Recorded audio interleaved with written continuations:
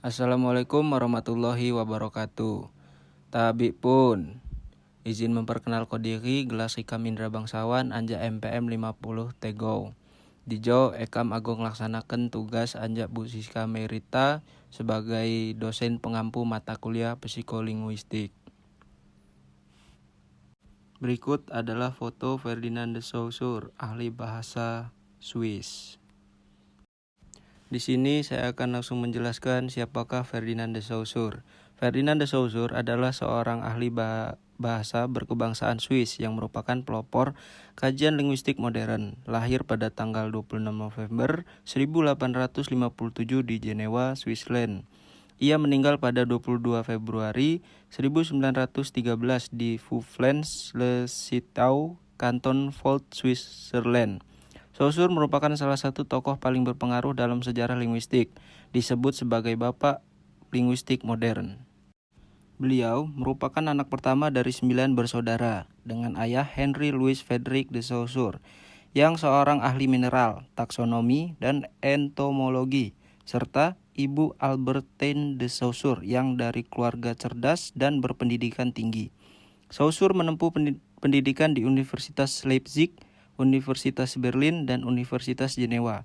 Belajar tentang berbagai bahasa seperti bahasa Latin, Sanskerta, dan bahasa Yunani kuno, dan mempelajari beragam program studi di sana. Dia juga menulis dan menerbitkan banyak manuskrip dan esai tentang permasalahan linguistik umum, seperti Memoire sur le système primitif des voix dan Les Linguistes in Indo-Européens, yang terbit pada tahun 1878.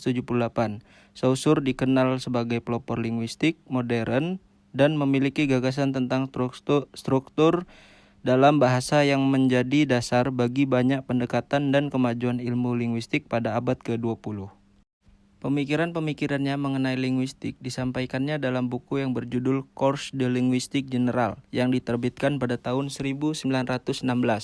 Pemikiran-pemikiran Saussure dipengaruhi oleh paham strukturalisme dan modernisme. Saussure juga merupakan salah satu tokoh pemikir tentang semiotika sebagai teori sastra, yang memperkenalkan semiologi yang mengkaji makna dari suatu tanda sebagai bagian dari sistem bahasa. Dalam pandangan Saussure, bahasa merupakan objek linguistik dan dia mempersyaratkan adanya 3 terminologi yang membuat bahasa dapat dipandang sebagai objek linguistik, yaitu langue, dan parole. Saussure membedakan antara langue dan parole, khususnya pada kajian sosiolinguistik. Bagi Saussure, langue lebih penting dibandingkan parole. Pemikiran semiotik yang dikemukakan oleh Saussure disebut semiotika struktural, yang menjadikan linguistik umum sebagai disiplin ilmiah baru. Semiotik struktural menjadikan linguistik umum sebagai disiplin ilmiah baru. Saussure juga membahas tentang parole, ucapan orang ke orang, dan lingui, sistem yang mendasari aktivitas berbicara.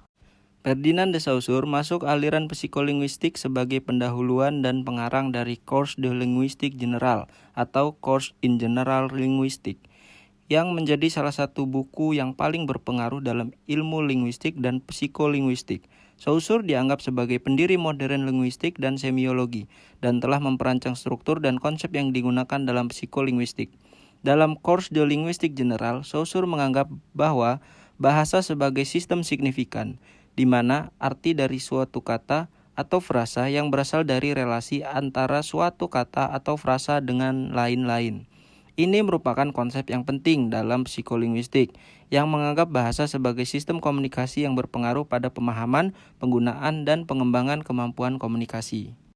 Sebagai pendahuluan, Saussure telah merancang konsep-konsep mendasar dalam psikolinguistik, termasuk konsep mengenai proses berbahasa pada manusia, pemerolehan bahasa, teori kemampuanan bahasa kedua, strategi kemampuanan bahasa kedua, dan komponen pembelajaran bahasa. Dengan ini, ia memperoleh status sebagai pionir dalam psikolinguistik. Konsep-konsep yang diperancang oleh Saussure telah mempengaruhi pendidikan, pengembangan kemampuan komunikasi, dan pemahaman mengenai bahasa sebagai sistem komunikasi. Selain itu, dia juga merancang konsep semiologi yang menjadi dasar bagi studi mengenai signifikansi dan perilaku dalam berkomunikasi.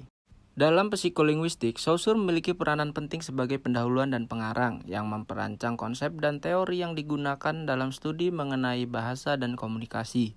Teori Ferdinand de Saussure dalam mengkaji ilmu psikolinguistik dapat diterangkan melalui beberapa aspek. Saussure, sebagai lingkungan teoretik awal, telah mempengaruhi ilmu psikolinguistik secara signifikan. Berikut adalah beberapa aspek terkait dengan teori Saussure dalam mengkaji ilmu psikolinguistik. 1. Linguistik struktural. Saussure mengenalikan bahasa sebagai sistem yang dapat dikategorikan menjadi dua aspek, lingui, sistem bahasa, dan parole, penggunaan bahasa. Saussure menganggap lingui sebagai sistem yang lebih penting yang mempengaruhi parole. Ini menjadi dasar bagi teori psikolinguistik yang mengenalikan bahasa sebagai sistem yang dikontrol oleh struktur dan ketentuan. 2. Semiotik.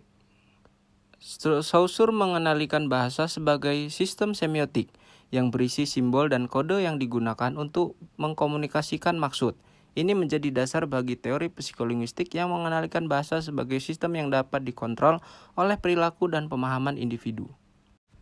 3. Sistem dan proses komunikasi. Saussure menganggap bahasa sebagai sistem yang dapat dikontrol oleh proses komunikasi.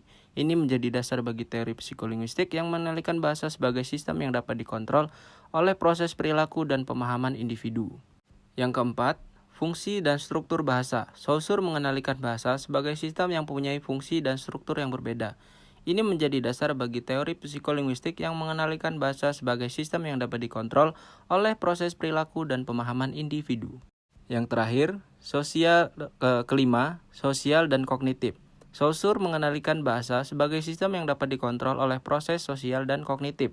Ini menjadi dasar bagi teori psikolinguistik yang mengenalikan bahasa sebagai sistem yang dapat dikontrol oleh proses perilaku, pemahaman, dan perilaku individu.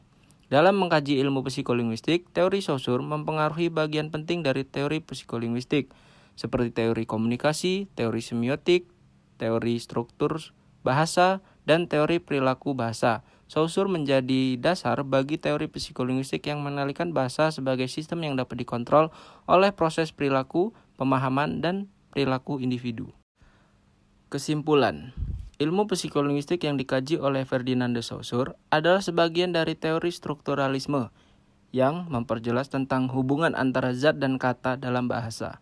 Saussure menganggap bahasa sebagai sistem yang terstruktur, di mana zat dan kata bertindak balas dengan satu sama lain. Saussure juga mengenal pasti ketiga komponen dari bahasa, signifikansi, signifier, dan difference.